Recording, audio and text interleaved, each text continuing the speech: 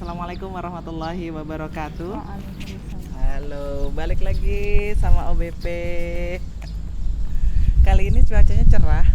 OBP ini kita letaknya di mana ya? Di samping pohon. Tapi masih di bawah pohon sih. Kami masih di bawah pohon dengan obrolan bawah pohon yang tentunya insya Allah obrolan kita nggak hanya obrolan walaupun banyak ketawanya, tapi insya Allah ada maknanya. Maknanya dalam. Wah, maknanya dalam. Bahkan penuh dengan pemikiran. Wah, asik. Itu yang dicari. Karena kalau ngobrol-ngobrol tanpa pemikiran kayaknya Dia jadi gosip. wah, benar-benar. Berarti yang bergosip itu tidak ada pemikiran. Pemikiran juga sih. Ada. Tapi pemikirannya dangkal. Wah. Mari ngobrol bersama OBP. Jadi obrolan-obrolan ringan tapi syarat dengan pemikiran yang luar biasa, yaitu pemikiran Islam. Dan pasti tentang keumatan ya. Nah, Masalah itu umat. dia masalah umat. Ngobrol sama OBP ngobrolinnya masalah umat. Kita hari ini ngobrolin tentang kemarin tuh apa ya? Legebet ya. Legebet lagi. kaum liwat mau lewat. Nah, mau lewat kemana? Kemarin kita sudah sampai ke bahasan apa ya? Mbak itu ya. Mbak itu, kemudian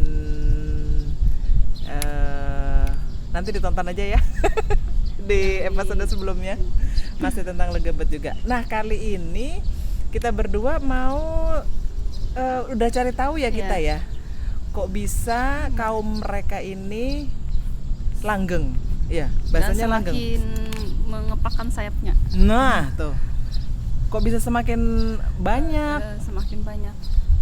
Dan ini apa yang tadi ya judulnya yang mau lewatnya itu. Nah. Lewatnya tuh lewat apa sih? Lewat Benar. Dia lewat mana kok bisa jadi banyak, kok bisa masanya banyak juga, dukungannya juga luas dan mereka juga kuat. Dan yang mengerikan ini kan korbannya jadi banyak.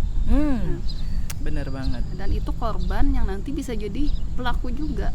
Iya. Iya ya. Iya. Kayak ada dendam kesumat atau apa ya? Ya jadi salah satu ini kan kenapa itu terjadi, yang kesesatan mereka itu ya, pikiran mereka itu pertama mereka menganggap itu sudah secara ininya ya ada di dalam diri mereka. Padahal itu kan penyakit ya, penyakit penyimpangan seksual itu, dan itu harus dihilangkan. Harus dihilangkan dan bukan secara alamiahnya ada. Nah, terus tuh kenapa juga bisa terjadi? Itu bisa mereka trauma dari sebagai korban lalu dia jadi pelaku. Nah, pelaku lagi. Jadi kayak mata rantai gitu jadi ya. Mata rantai. Jadi kayak balas dendam tadi. Balas dendam, pokoknya aku digituin berarti aku harus membalas. Gituin orang juga iya, gitu ya. Jadi mereka ada yang memang mungkin ya dalam tanda kutip menikmati, ada yang mungkin dalam tanda kutip yang memang dia balas dendam gitu. Tapi apapun motifnya ini jelas berbahaya. Iya, jelas. Dan harusnya tidak usah didukung. Tapi nyatanya di dunia itu dukungannya sudah besar banget ya. Iya, jadi kayak gerakan global gitu ya. Jadi mereka tuh sudah sistematis gitu, terstruktur juga ininya. Jadi bukan sekedar yang kayak sporadis apalagi alamiah ya. Jadi memang mereka itu terencana gitu gerakan globalnya ini. Dan tadi kan kalau bilang Budian yang lewatnya itu lewat mana gitu ya. Benar. Jadi memang banyak gitu ya lewat jalur mereka ini yang membuat mereka tuh semakin kuat. Nah, semakin kuat. Yang pertama kan memang jalur mereka atau lewatnya mereka ini dari menanamkan prinsip-prinsip liberalismenya. Jadi itu lewat jalur akademik. Iya, lewat akademik dengan melibatkan kaum intelektual. Nah, itu jalur yang pertama ya. Kenapa kelompok legebet ini semakin kuat? Jadi itu pada tanggal ini ya, dikatakan pada tanggal 6 sampai 9 September gitu ya 2006 loh, ini pada lama itu ya. Itu berlangsung pertemuan 29 pakar HAM di UGM yang menghasilkan prinsip-prinsip Yogyakarta yang terang-terangan mendukung LGBT. Jogja. Lalu ada publikasi tentang munculnya lembaga pro LGBT di Universitas Indonesia. Yang bernama apa nih? Support Group and Research Center on Sexuality Studies. Nah itu, jadi itu dukungan para pakar dan akademisi yang menjadi penting bagi LGBT itu. HAM ya? HAM. Oh iya benar-benar. Itu jalur yang pertama. Yang kedua, pengkondisian lingkungan sosial agar lebih ramah terhadap kaum LGBT. Nah itu, jadi dikondisikan lingkungan sosial ini supaya kita itu bisa nerima. Iya, ramah tadi terhadap LGBT tadi. Nah, jadi disosialisasikan hak-hak minoritas gitu. Kemudian anti diskriminasi.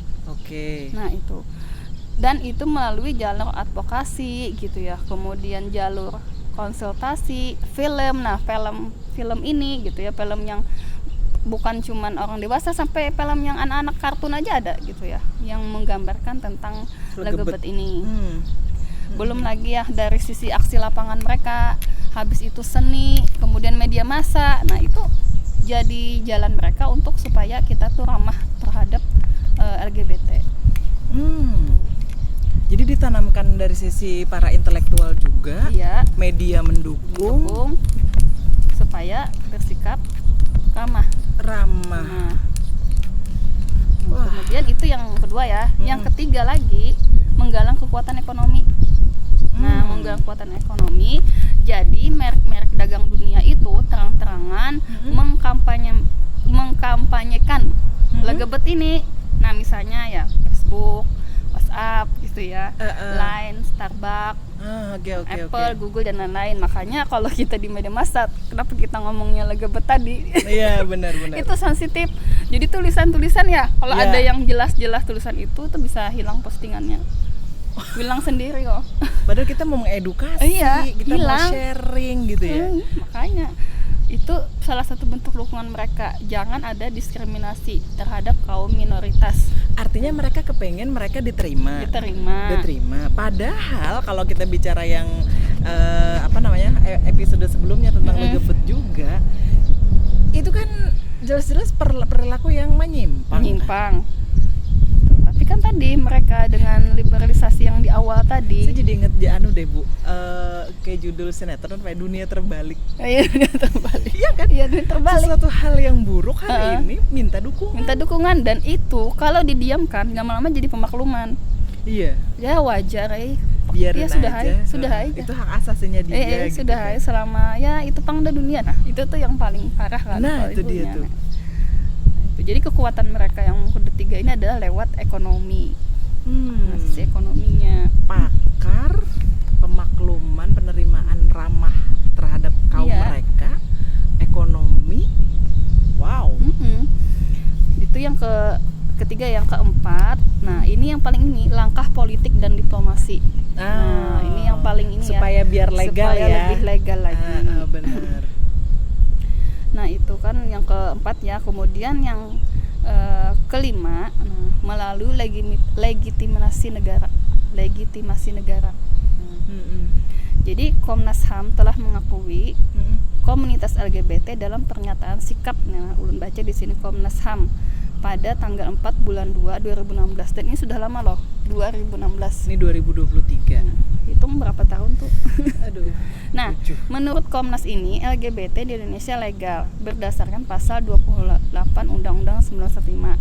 Juga legal berdasarkan Peraturan Menteri Sosial nomor 8 tahun 2012 terkait kaum minoritas. Jadi dia ke kaum minoritas. Menyebut adanya gay, waria dan lesbian. Nah, ini Peraturan Menteri Dalam Negeri 20 tahun 2014 ya nomor 27 tentang pedoman penyusunan, pengendalian dan evaluasi kerja tahun 2015 memasukkan gay, waria dan lesbian ke dalam peraturan tersebut. Nah, artinya mereka tidak cukup dengan hak hidup LGBT. Nah, LGBT ya. Dan ini tidak masalah ya. Target berikutnya adalah perubahan undang-undang perkawinan supaya memberi legitimasi untuk perkawinan sesama jenis. Nah, itu sasaran berikutnya. Artinya kalau menikah sesama jenis legal.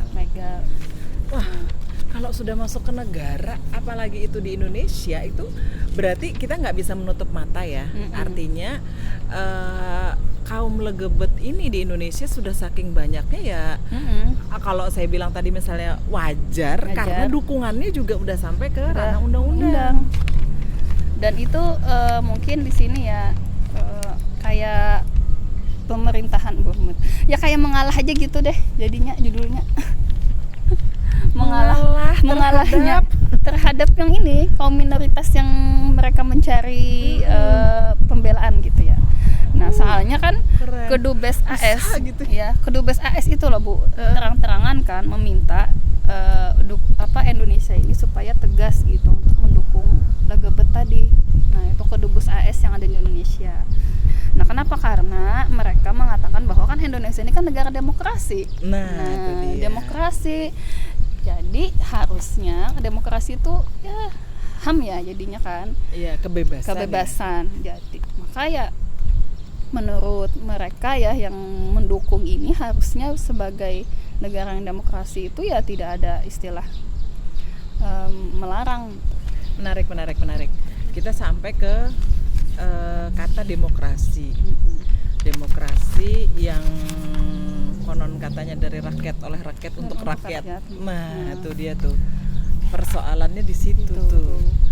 Nah, ketika yang dari, oleh, dan untuk rakyatnya itu ternyata salah, nah itu gimana gitu. Dan karena tadi berarti karena dengan konsep demokrasi yang mengedepankan kebebasan tadi, dan itu dipandang oleh orang Amerika, tadi Kedubes AS, kita adalah negara demokrasi, maka ya wajar kalau negara itu juga akhirnya menerapkan aturan itu, membuat aturan itu. Dan sebagai rakyat yang katanya hidup di dalam negara demokrasi diharuskan nerima aja dengan tadi, dengan undang-undang dan juga dengan posisi kaum minoritas yang ada di Indonesia. Artinya kalau kayak gitu ya sudah, kalian warga Indonesia, kalian negaranya demokrasi, wajarlah, terima sajalah begitu. Nah, berarti mustahil ditolak ya. Iya, iklimnya aja kok iklimnya masih kita masih berada dalam negara demokrasi.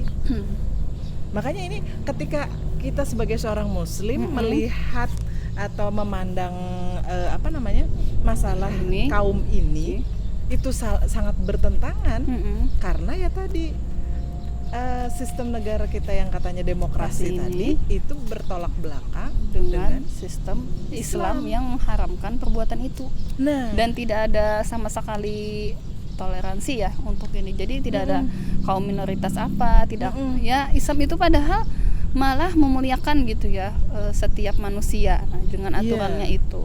Justru dengan pelarangan inilah gitu Islam itu menjaga supaya tidak terjadi hal-hal yang buruk gitu ya, sebagaimana sudah bentuk terjadi pada masa kaum Nabi Lut itu. Iya benar. Islam Allah sudah menetapkan sebuah hukum itu ya. Dan kalau dalam Islam kan tegasnya ya dihukum bagi kaum liwat ini adalah hukuman mati. Nah, hukuman mati. Dan itu memang juga sesuai dengan hadis Rasulullah SAW, bahwa orang yang melakukan perbuatan kaum Nabi Lut itu bunuhlah keduanya. Hadisnya jelas. Nah, tapi kalau untuk yang tadi di sistem demokrasi, nah jangankan hukuman mati ya. Yang ada malah kita menolak saja salah gitu kan, itu HAM. Nah, itu dia. Nah, jadi untuk sekarang ya kita mau mungkin kata orang banyak-banyak berdoa, iya silahkan kita berdoa, tapi kita juga harus ada sikap gitu sebagai umat Islam ya yang betul-betul yakin bahwa ini adalah haram, ya kita harus tegas juga menolaknya. Iya benar. Dan juga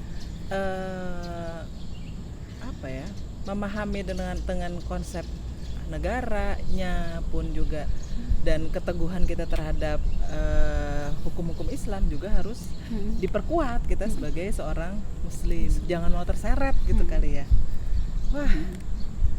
Dan tentu saja ya merindukan gitu ya kalau ada sistem yang memberikan sanksi tegas gitu ya terhadap pelaku kejahatan, pasti kita kan akan tenang gitu ya. Benar. Nah, akan tenang karena sudah dijamin oleh negara gitu. Agar penyimpangan itu, agar kemaksiatan itu tidak tersebar luas